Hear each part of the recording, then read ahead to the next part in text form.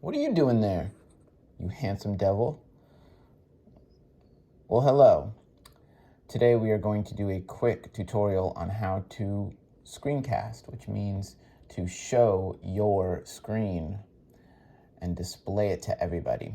So we're going to do this with Pixton today, but you could do it with anything you want to show off. So let's go ahead and do it. If you want to show your screen, I'm using this iPad today. If you want to show it to everybody, you just do a little tap, share screen, click screen, and it's choosing Zoom, so you just click Start Broadcast. Now that it's broadcasting, you can see over here that we can see everything you're doing. So when you press the center button, you see my handsome family. And you also see that you can go to Safari, sign in to Pixton,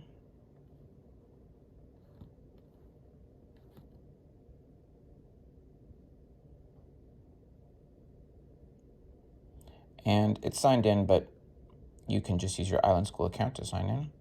Now here's Habiba's sample video, voila. And you can look over here and see that it's broadcasting perfectly. And when you are done broadcasting, press the center button again.